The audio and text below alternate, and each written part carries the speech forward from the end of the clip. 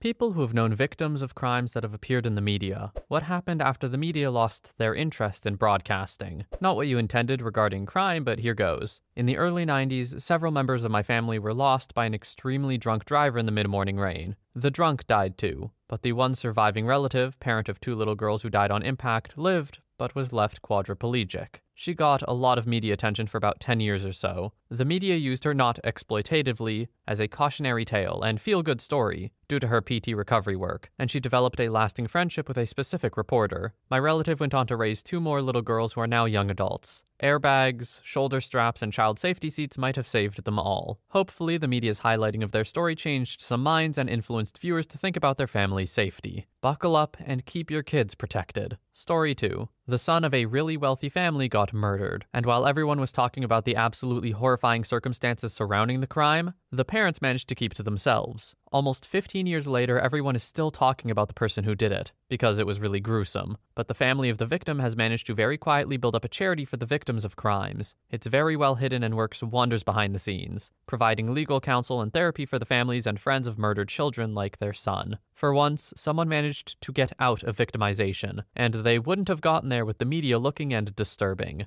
Edit. I knew the son from school and was often at the family's home. The media tried to investigate and ask around in the family's neighborhood, but subsequently when they realized no one would be talking to them, they went away. The wealth of the family may have helped in keeping the media at bay. When they had collected themselves, they started the charity or foundation. That is what happened when the media was gone. Story 3. My very young cousin was abducted and murdered, and the police had tunnel vision for my aunt. It ended up being 2 people completely unrelated to us. The media was constantly painting my aunt in a bad light. Social media made it worse because every Joe Blow and Jane Doe Facebook detective was on the case, theorizing why she was the one who did it and bringing up our family's criminal history. This actually prolonged the investigation because they were so focused on my aunt, even going as far as to hire actors to get her to confess to them. The media dropped it as quickly as they had picked it up after the 2 scumbags went on trial. My aunt doesn't talk to anyone anymore and always asks for handouts on social media. My uncle, however, started a charity in my cousin's name and works to keep child murderers behind bars. I can only imagine the level of psychological damage that would do to be accused of murdering a child, let alone, at least I think, your own child. That is horrific, and I hate how the media can blow this kind of stuff out of proportion or really focus on this one person who can be completely innocent. Being falsely accused is no fun. Being falsely accused publicly is terrible. Story 4. My best friend was kidnapped in high school and has still not been found to this day, 24 years ago. I grew up in a very small northern town. She was the only black person in our town. Everyone at the time said it wasn't race-related, but having grown up there and being biracial myself, I knew it 100% was. Everyone knew she was my best friend, so people would stop talking every time I would walk into a room for months. I remember being triggered when I could hear the helicopters which were conducting overhead searches, and boats which were drag searching the local lake. At one point, the local news reporter and cameraman came running into the school property to ask me, "What do you think happened to Melanie?" I burst out crying, of course, but the vice principal came running out to tell the reporters to leave. Her mother was broken and her younger sister was about 7 or 8 at the time. We put up posters for months together, hiked in her favorite trails, talked to everyone in our town, but nothing. We knew each other quite well, but as her disappearance went on, her mom got more and more quiet. Her little sister used to be the happiest little girl and now barely spoke. The effects on her family were truly heartbreaking. Her picture started appearing on the back of transport trucks, billboards, and everywhere on storefronts. Crime Stoppers raised the reward to $25,000 and then $50,000, but still nothing. If anyone knows any information about Melanie's disappearance from Northern Ontario, please, I'm begging you, tell the authorities. You can stay anonymous, but there would be nothing better than to give her mother and sister the final peace of mind that they've been trying to find for almost 25 years. Story 5. I was the victim of assault by an NFL player a few years ago. I didn't know who he was when it happened.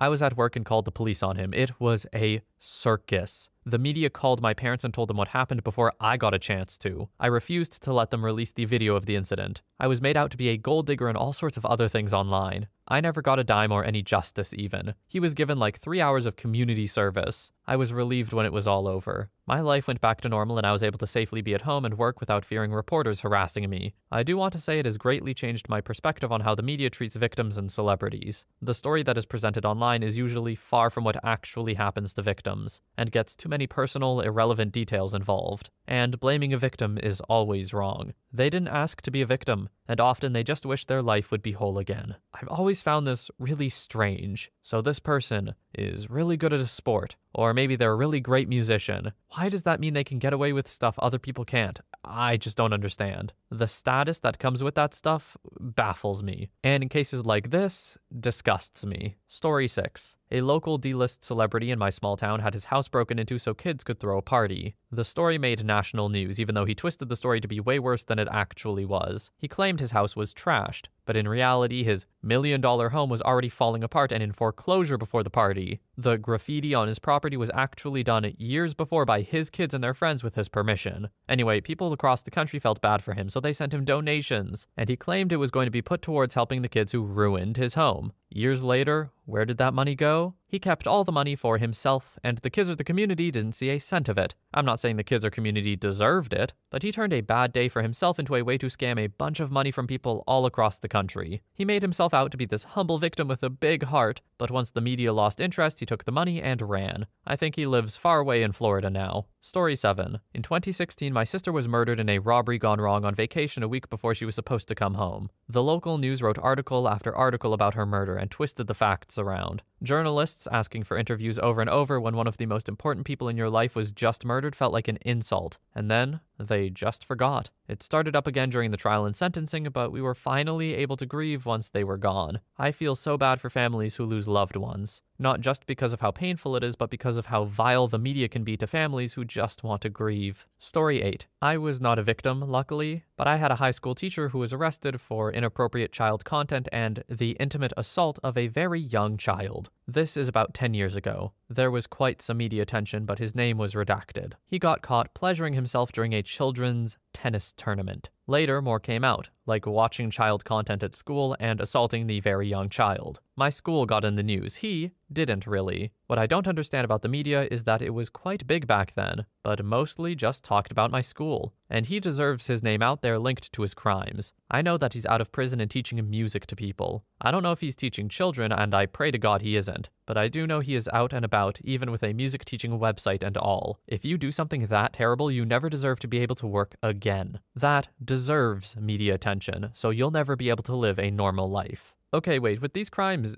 how do you get out in 10 years? And also, there's no way he teaches children, right? Like, you're on the registry and it's over in that regard for you? It better be. I guess we don't know what country OP lives in, but this seems really light. I agree. The media should have hounded this guy more. What a piece of garbage. Story 9. My friend and her husband were left to die by a hit-and-run driver in Florida. They think the guy attempted to go to the hospital out of guilt, thinking the couple were both comatose. Man was, wife wasn't, but they never found him. They've had to have some major surgeries. The husband had to have a trach and everything, and this happened between jobs, so they didn't have insurance. It is a miracle the husband lived, and he's had to be rushed back for major surgeries. He thought he was going to have a trach for life, and it's just been a crap show. Now their insurance company's supply side has been hell to deal with. The doctor will order something and they can't get it for months. They had some sort of device he needed for the trach, I couldn't tell you the name, and they needed to send it back to one company. The company told them to keep it till they got one from their insurance, and if they hadn't, they would have been without it for months. And this is with BCBS insurance. Now they're at extra risk due to COVID,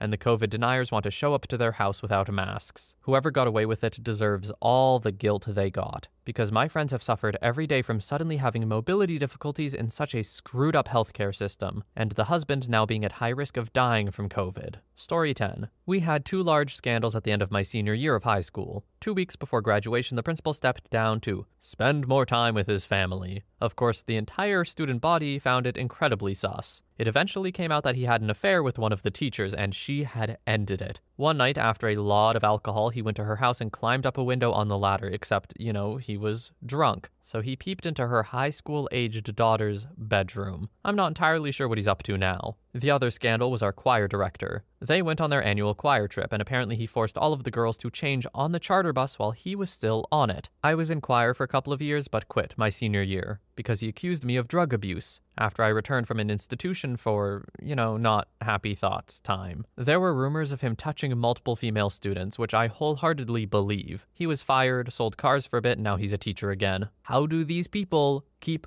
working with children? You're gross. I hate you. Stop that. Story 11. My 6-year-old half-sister was murdered by her biological father, who then ended himself. My family had asked the police and media to not publish details of what went down, except the strict minimum for their public records, but they released all the information anyway. It brought a lot of unwanted attention from other newspapers and the public to us in a time where we just wanted to grieve in peace, and not be reminded of it every single day with a new article in trash tabloids, exploiting and adding new sordid details to the story. Eventually, they moved on to other news, but it still did a lot of damage in my family. I was barely a teenager when it happened, so my parents didn't tell me all the details, but they were quite easy to find online. I wish I hadn't had access to those at the time. Story 12. The media attention wasn't that much, mainly because the family had instructed everyone to not speak about her to journalists in order to avoid a media circus. It was very odd. There were way too many details about how she was murdered, where she was found, the state of the body, the screaming, and so on. I found this very tasteless, sensationalist, and disrespectful, but no mention of her name or her picture, just that she was a woman, her age and place of residence. Very cold and emotionless compared to the story that was being told, dehumanizing, even.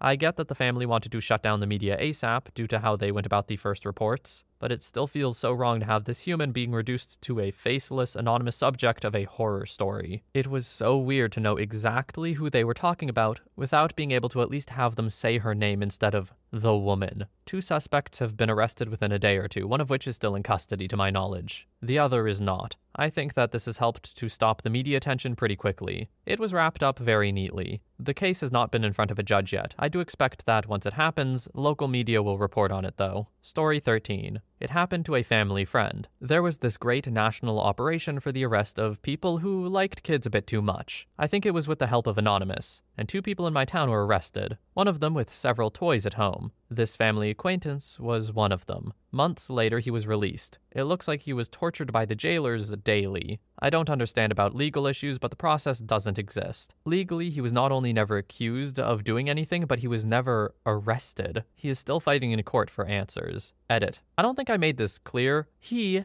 does not like children. It is not that he got away with it, it's that he never committed the crime in the first place. They didn't investigate and had no evidence to keep him in jail. There was no investigation whatsoever, since there was no case. They caught him, put him in jail, kept him in jail without a lawyer, tortured him, and released him without explanation. This is clearly someone in the police wanting to get back at him or something like that. It's scary that anyone in this world has the power to do that. OP did not make that second part clear in the first part at all. Before the edit, it really sounded like he did something bad. But no, apparently he's completely clean and this happened. That is awful. Witch hunts truly help no one, although this does feel targeted in some way. Really strange. Story 14. We had a family tragedy. A family member disappeared, and it appeared on television. It happened 2 years before I was born, but as a result of the television appearance and reruns, the tragedy was dragged on well until around 6 years ago, so almost 30 years. A lot of armchair detectives spread rumors on the internet about various family members, lots of gossip, speculation, and judgment. A lot of armchair detectives spread rumors on the internet about various family members, lots of gossip, speculation, and judgment. People would prank call the house and pretend to be the family member that vanished. Psychics would call and offer their services only to turn around and try to get obscene amounts of money, like 20,000 plus. Because of the rumors, certain family members were ostracized and harassed by the police. I know why they went to the media to try to find my relative, but I often wondered with all the added years of pain and fake tips and harassment if they ever regretted it. I don't know these people or their situation, but I would bet good money that they regret it. That sounds just an awful situation. Receiving prank calls, pretending to be the person who you lost. First of all, disgusting behavior from those people, obviously. And second of all, just extremely hard to do any sort of hope or grieving. That sucks. Story 15. Not someone else's story, but my own. I was stabbed on April 9th of 2019. Same with my brother. I don't care much to look up the story to link it due to trauma, but you're welcome to look it up if you want to. It was in Illinois. The media stopped covering my story shortly after it happened, despite the fact it made national headlines due to the strangeness of it and how unlikely it was to have happened. The media has lost all interest in it, which I thought was strange because for the first few weeks, they were harassing us at the hospital and in courts. As to what's happened after they lost interest, I had people from the town seeing my scars and asking if I was the stab victim, asking me what it was like and what they should do in a situation like mine. I even had a lady tell me that I was attacked like that because it was punishment from God for having dyed hair. I had people asking me personal questions about what happened, complete strangers asking me what it was like. I couldn't even go to Comic-Con without people asking me about my walking boot and the scars on my hand. People just kept invading my personal life and asking me about my trauma. I've even had ex-friends tell me I deserved to be stabbed. The media covering my story ruined my privacy. It caused my trauma to affect me in different ways. And even now, when people ask about my scars from it, I get anxious and dizzy. Since the story from the media has fallen out of relevance, people have stopped asking me if I was the Sleepy Hollow victim.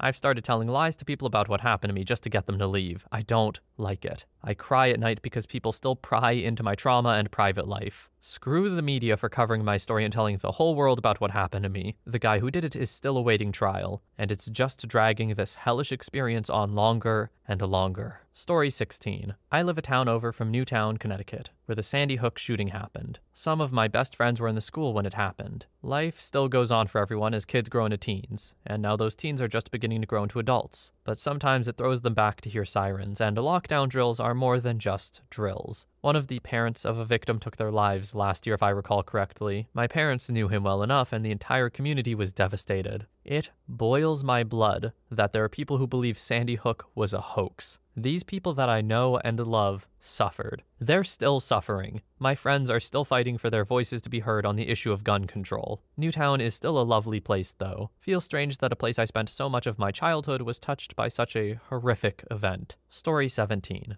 This happened to a close relative of mine. He wasn't the victim, but a witness. He was a 30-something-year-old man. At approximately 5 p.m., he walked past a park/playground. A group of kids, 14 to 17 years old, were playing in the park. He didn't notice anything peculiar or out of the ordinary. In his words, it just seemed like a group of kids horsing around in a playground. The next morning, police knocked on his door. Apparently, one of the kids claimed to have been the victim of a heinous crime, with at least 2 of the other kids as the culprit. The person who I know couldn't tell the police much, as the only thing he observed was a group of kids doing group of kid things in the park. He didn't stop to talk or even interact with the kids. He didn't observe anything noteworthy and couldn't even identify any of the kids with any certainty. The next several months was an ordeal for him. The police and prosecutors treated him as though he was in collusion with the accused. They doubted everything he said, tried to intimidate him into saying more demonizing things about the accused. Eventually, everyone in the neighborhood became aware of the alleged crime and his supposed role in it. He was the victim of a few petty vandalism incidents, and needless to say, the police were no help. Between neighbors ostracizing him and the police treating him like a criminal, he eventually decided to move. He didn't go to the other side of the world or anything, just to a new city/county. Though he really didn't do anything wrong, the feeling from law enforcement was,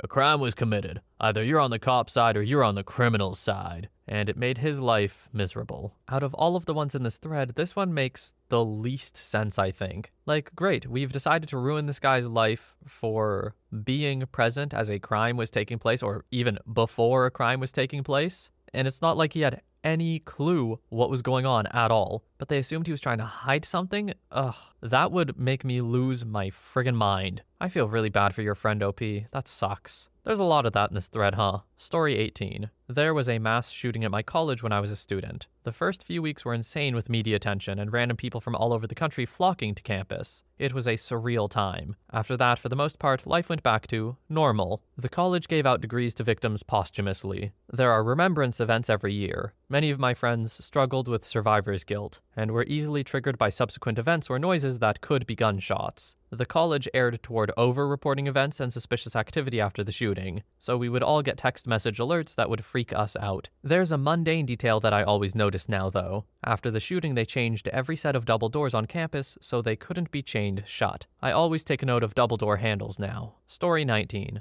A boy I went to school with got hit by a car by an American diplomat's wife last year in the UK and died. The woman who hit him went back to America and claimed diplomatic immunity to avoid being held accountable for the crime. I don't want to use names, but I imagine many people will know the case I'm talking about. It's still in the news a lot, and has turned into a huge diplomatic row and fight for justice. I sort of grew up with him and still live in the same village as his family, so I know the local reaction quite well. Everyone in our village and surrounding villages has been fully behind the family fighting for justice for their son. People have tied green ribbons to everything. Their cars, their front doors, their fences, as a symbol to remember him by and show their solidarity. I occasionally see the boy's parents out walking through the village, and it's difficult to think of the amount of pain they must be going through. He had a really nice funeral, and there have been a few fundraising events since, trying to raise money for legal funds to fight the case. The parents went to the US to meet with Donald Trump, who was apparently quite nice in person, but I imagine they're still upset he hasn't done the right thing by forcing the driver to return to the UK to be prosecuted. They also met with members of the British government about the case, but the dad came out saying they were only doing that to score political points in the run-up to a general election. Once it was no longer in the government's interest to be seen helping them, they didn't care so much. I don't know how much to say because everything is still very raw, and a lot of people in our community are still very upset by what's happened, and I imagine not many people will end up reading this anyway. Also, some of this stuff I've just heard going around the village, not directly from the family, so it might not be 100% how they feel about it. But yeah, I thought it might be nice to let people know that despite being let down by both the US and the UK governments, as well as the legal system, there is still a sense of togetherness in the local area, and we are all behind the ongoing fight for justice. International law and diplomatic immunity is a wild ride as far as I know. I'm not even going to pretend to understand it, but I just know that there are a lot of reasons, or at least excuses, given by countries when something like this happens. And it super sucks. Also, can I just say, what a cowardly loser move to run away. Like, this is the ultimate kind of hit and run. And it's a bad look, by the way. I hope that person loses all respect from everyone they know, because they kind of deserve it. Story 20. Not exactly the victim, but I was very close with the sister of a girl convicted of ending her baby when she was 15. The baby was found frozen in a cornfield in the middle of winter. She claimed it was stillborn and that she panicked and tried to hide it.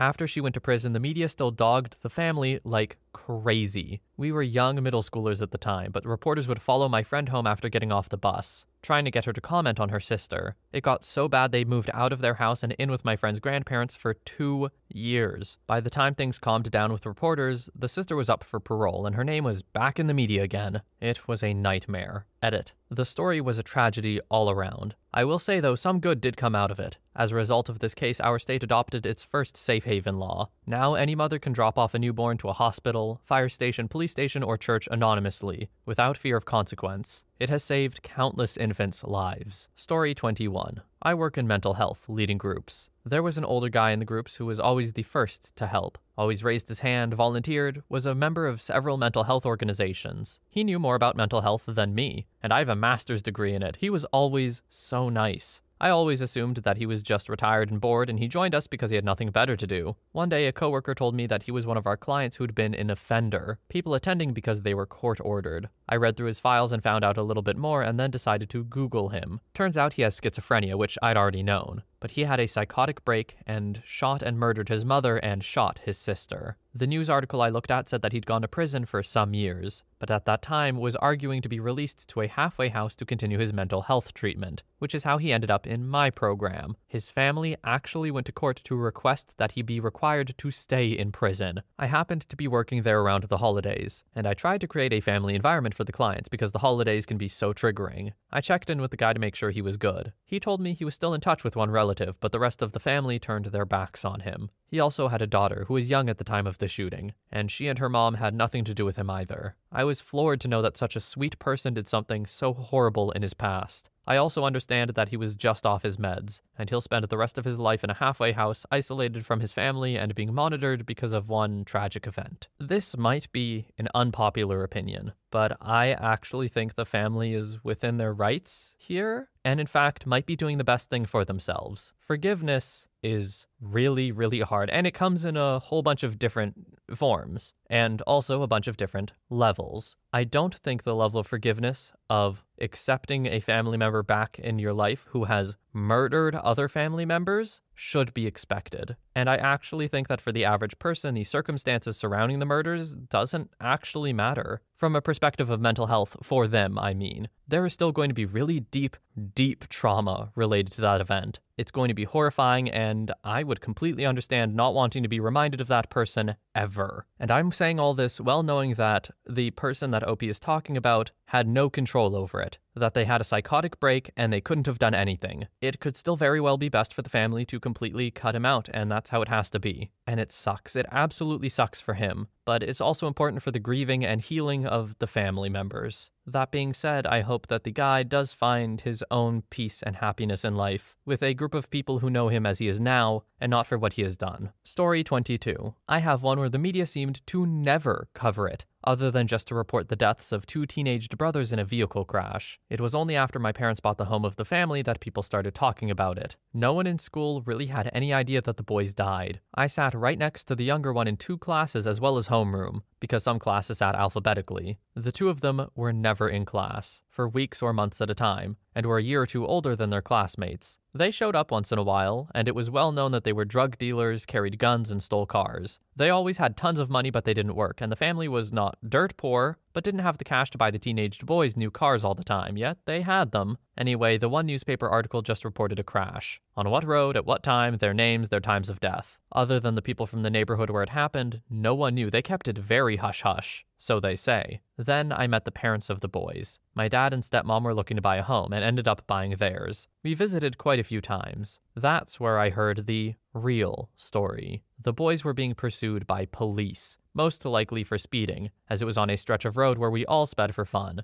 and then they crashed into a tree and both died instantly. They weren't going to stop because they had drugs and guns in the car and thought they were being pursued for them. They thought they would outrun the cops. The parents were very down to earth about it, and the mother couldn't stand living in the home she raised her sons in with them gone now. The basement smelled like pot, the attic smelled like pot, there were needles in the spot where the trash went outside, and broken ashtrays and paraphernalia in the garage. When I say everyone knew that they were doing and selling drugs, I mean everyone knew, even their parents. But this is the Rust Belt. As long as they didn't murder anyone and came home once in a while, the parents may not have participated in their drug trade, but they knew they were doing it. Yet they never admonished them for it. It was like the elephant in the room, no one ever mentioned it. It's kind of heartbreaking how decimated the parents were. When my family moved in and people found out that we moved into their house, then there was talk about what happened. Once the family was long gone, people kind of shrugged. Well, yeah, that's what they were gonna get. Everyone had known just how and why the boys died. The cops always knew the boys were dealing and that they were probably just gonna get a speeding ticket. They'd been let off a million times before. What made them think this time would be any different? And the rumors that went around that I heard at school, it was the same sort of thing my parents heard from the family. The locals always knew what they were doing.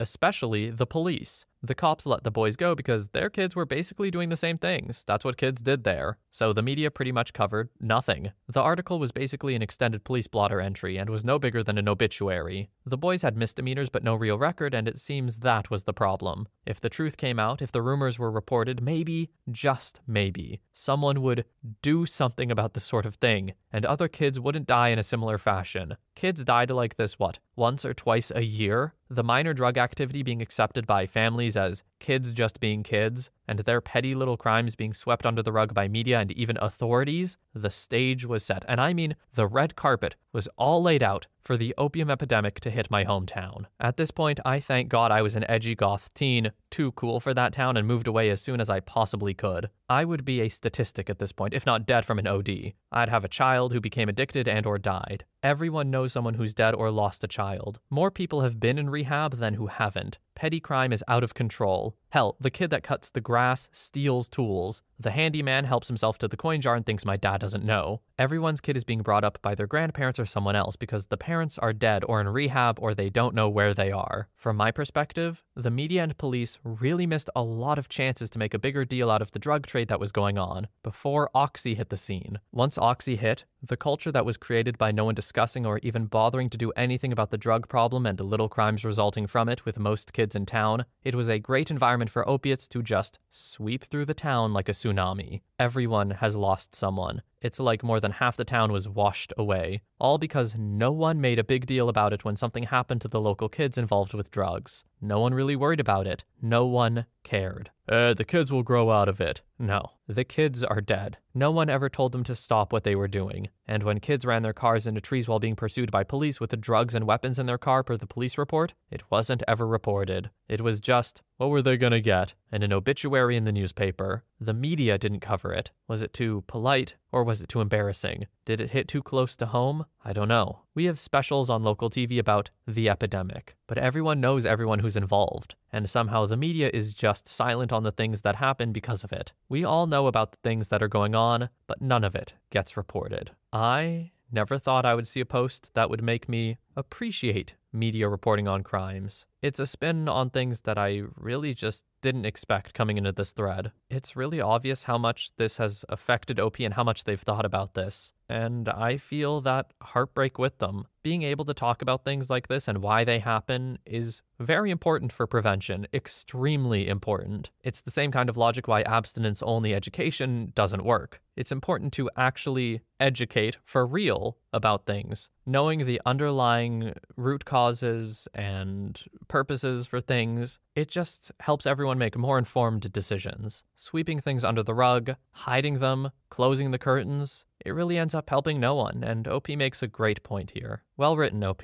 Story 23. A girl I went to high school with was involved in a high-profile murder/attempted murder case in our town. Her dad murdered her mom and stabbed my classmate. I'm pretty sure the dad ended himself as well, but I really don't know. She survived and moved away, but not too far. She still frequently sees her friends from when we were all in school together. I used to see her at the store I work at every now and then, and she seems to be doing well years after the fact. I really hope life dealt her better cards after that, because she was so nice. Given the fact she was really young and how horrific the story was, the media seemed to back off and just to let her go and do her thing, which I'm glad, because typically you hear about small towns doing the opposite. I've never heard the media being this respectful, ever. This is really nice, actually. A good change of pace as we approach the end of this video. I also hope that she's doing well now, because that's a lot of trauma. Story 24. Not a victim, but the perpetrator. 15 years ago next month, a close coworker of mine allegedly murdered a young woman he took home from a local casino. Her disappearance, then his arrest, was all over the local and then nationwide news for weeks. There were 60 Minutes and Dateline and 48 Hours episodes and several other hour-long stories produced. His trial, which we attended, was barely covered past opening arguments. His sentencing,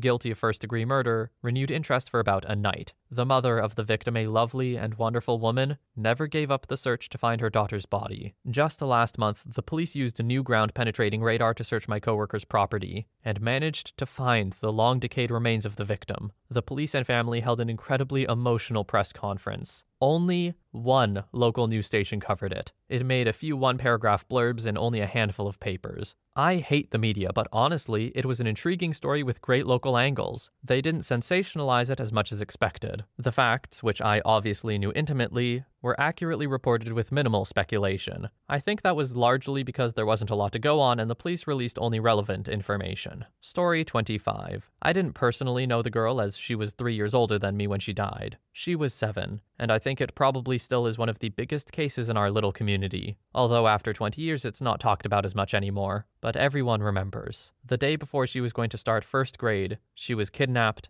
intimately assaulted, and murdered by one of her father's friends. Her lifeless body was dumped just a 10-minute walk from where I lived. I remember watching the helicopters fly over our house. I remember my mom holding me a little closer that night. I grew up walking by the memorial where her body was found. I remember leaving some of my stuffed animals for her. That memorial still stands 20 years later. They did catch the guy. He pled not guilty, fought tooth and nail to get out of it. They found plenty of his DNA in different forms on her body. They put him away for life, thankfully. The media covered it for a while, but our town wasn't huge. It was more of a local interest, not something you'd see on the news for too long. I'm not sure what came of either family, honestly. Hopefully, peace. There's a picture in our newspaper archives of the mother attending the memorial. It's haunting. You can see the grief in her soul. For a small community, this would absolutely rock it to its core, I already know. And admittedly, from, I think, humanitarian standpoint, I think it should. These types of events are absolutely horrific. And although it's nice that it sounds like the community really came together and paid their respects in really great ways and loved each other, the fact it happens at all is horrifying. The fact it happens at all is awful. And what's even more awful is the media, to get back to the point of the thread, doesn't take a hold of it because it happens too frequently, which is just a horrifying thought. That event isn't rare enough outside of a smaller community to be that noteworthy. Maybe a little bit here and there, but it won't be in there forever. But for that community, that's gonna stick with them. I feel like this thread turned into a true crime sort of feel, which is interesting, but man, these have been some heavy reads. But for now, though, that is all the stories we have for today. As I just said, these were some intense stories, so if you gotta take some time and chill out, then please, I implore you. I know that I'm going to take some time for myself after reading these. I do not have much experience with true crime or anything like that, and this hit pretty hard for me. Before I go, though, I would like to thank you all so much for watching. I hope you have a wonderful day or night wherever you are, and I will see you in the next one.